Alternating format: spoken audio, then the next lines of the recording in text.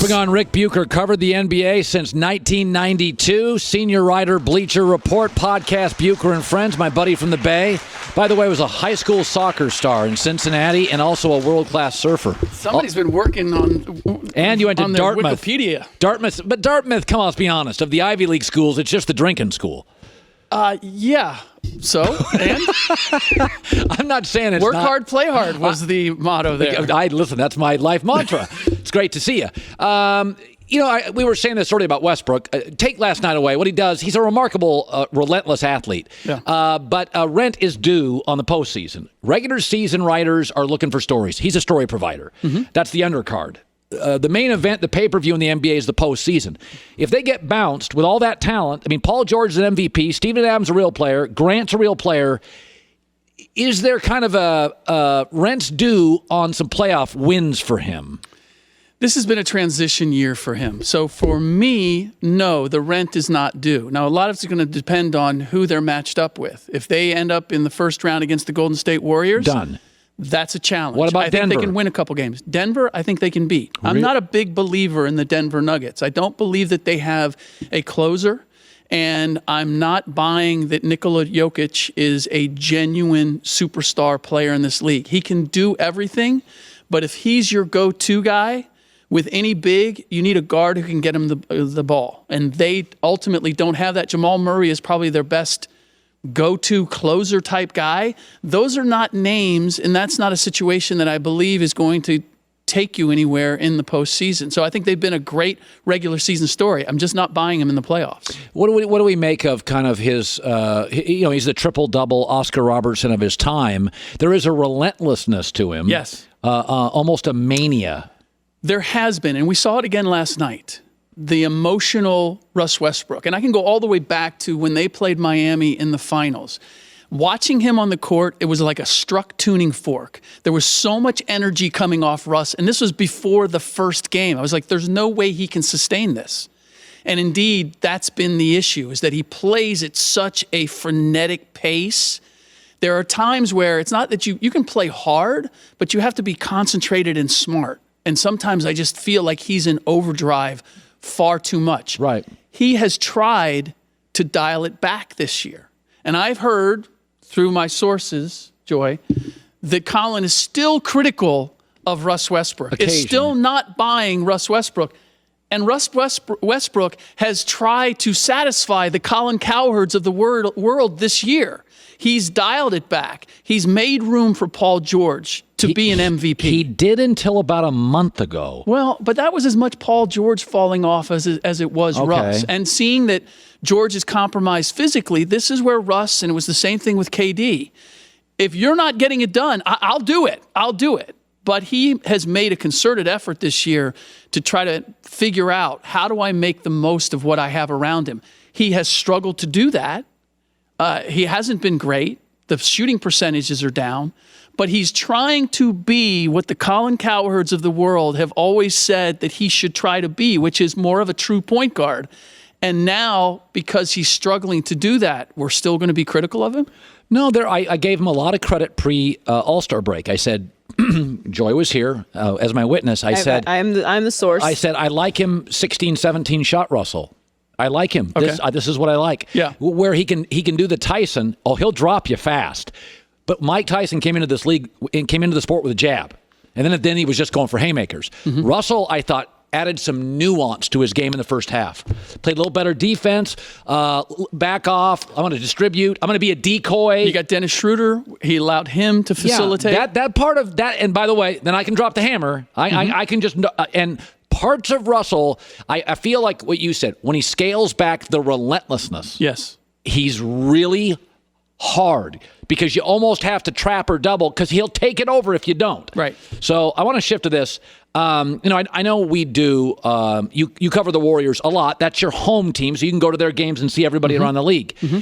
Is that they're the best offensive team I've ever seen. I think they'll flip a switch. I am a believer that you never leave a well-run business for a poorly run business, regardless of how talented anybody is. One of the reasons I came to Fox, they had a history of working. Fox News worked. Fox Business worked. Simpsons worked. NFL worked. Listen, I had to start over, but my takeaway was I had good bosses. Yeah. The idea of going from the Warriors to the Knicks, I think, is a catastrophically bad business decision. And I think Kevin Durant's pretty smart. Yeah. I do not believe this. Bill Simmons it's done. Nothing against Bill. I do not believe that. Am I out of my gourd? From everything I've heard, it's done. He's leaving. Yes, he's leaving. What? So here's the consideration. If we're going to make this comparison to what you've experienced, when you left and you came here, did you feel embraced there? Did you feel valued? I did. I was more worn out by just the systematic, the giganticness of the company. I wanted to have a little more, be more nimble, more sailboat than aircraft carrier. Okay. So I had no problems with that management. Mm-hmm. I just wanted to be free and fast and nimble and do my own thing. Does he not like Steve Kerr? No, it's not. It's not a matter of not liking or appreciating what he has. But being there, I can tell you that Kevin Durant has never been fully embraced by the Warriors faithful. The fans. Yes. And has never, I think, from even a national perspective, has been given the just due that you would expect for a guy who has been the NBA Finals MVP of their last two championships. Because they love Steph so much. It's still Steph's team. It's still Steph, Clay, Draymond.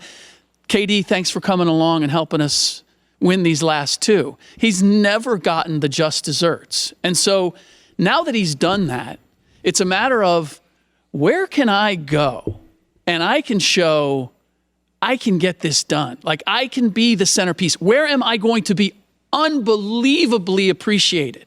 Well, I can tell you one place. The New York Knicks, the New York Knicks fans, Madison Square Garden, if he so much as gets them into the conference finals for what they have not done over the last multiple decades, he will be beloved there like he never has been at Golden State after winning two championships. Lord. It sounds needy to me. You can call it needy, or you can say, I want to experience something else.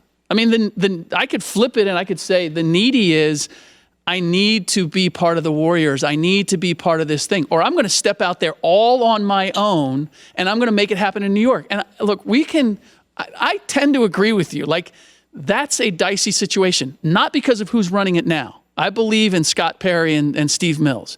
I just never know when Jim Dolan might wake up one morning and say, I got this. Because I've seen him do it. Where multiple times. He puts everybody aside and says, what do we need to do to get Kevin Durant? We need to do what? And then he'll just destroy the rest of the franchise to get that one star. That's what concerns me about that. But I sort of admire the idea that Kevin Durant is willing to leave the Golden State Warriors, which is everything that you said they are, is willing to leave that and walk into New York and say, I'm going to try to be the king. Finally, who would you hire as coach if you were the Lakers? Ty Lue. Why? Because you have two choices. You either trade LeBron James or you accommodate LeBron James. And I know that Juwan Howard right now is the odds-on favorite, but that to me signals you're not trying to win a championship right now. And if I'm not trying to win a championship right now, then why am I messing around with LeBron James? That's really the only reason that I should have him there. So if I'm going to have and keep LeBron James, then I need to do everything I can to accommodate what he's familiar with, how he operates, and the people who know him. I'd go ahead, and I've heard this rumor, I'd go and get Kevin Love too. I would, you had the logo up there. I'd take that full bore. Yes, we're going to recreate Cleveland here, because what's your other choice? What is your other choice? With LeBron, you either build around him and make the most of it, and I'm not convinced that it's enough to get you there, but you either do that or you say, okay, it was a good idea, didn't work, doesn't have as much left in the tank as we thought. Let's see what we can get for him. Finally, who wins the East? Why? I'm taking Celtics. I've taken Celtics from the beginning of the year. To me, they have everything they need. Everything. Coach, depth, scoring at the front court, back court. If you're a believer, And I like your consistency here. If you're a believer that the Warriors are going to turn the switch when they get to the postseason, I'm not. But if you do, then you have to believe that the Boston Celtics can do the same thing. That's what I've said all year. I think players know the urgency of the playoffs. They put their pettiness and egos aside and say, this is where I get my shoe deal. This is when people watch. Everybody's watching now. It's not Tuesday in Denver. I think the Kyries and the Kevin Durants go, flip, okay, I'll be a good teammate. And this is when I think you put your pettiness aside for 7 weeks. I just can't say no to what they have every element you need. Everything. They have defense, they have depth, they have size, they can play small, they have a closer, they have experience, they have the whole kit. It's just a matter of, do they decide to utilize it to its fullest? Are you here tomorrow? I am here tomorrow. Yeah, let's bring him on tomorrow over first hour. Yeah, this was fun. I don't know what your schedule is. I'm here for you. By the way, I couldn't figure out why I always get hungry when I come on this set. My favorite burger places have this same kind of motif here. What's a burger place? I'm not giving away free advertising. Okay. But, hey, by the way, we got surfing here too. Is that right? Yeah. Are we going out? You and me? You're a big surfer guy. You and me? Oh, I'm not going to do it. I body surf. That's enough. I don't want I need to see Colin Cowherd in a wetsuit in the water. That would be great for your new Instagram. Oh, by the way, I've got experience with that. I have a daughter. She now vets what I put on Instagram. Smart. Cringy is the word that came up a lot.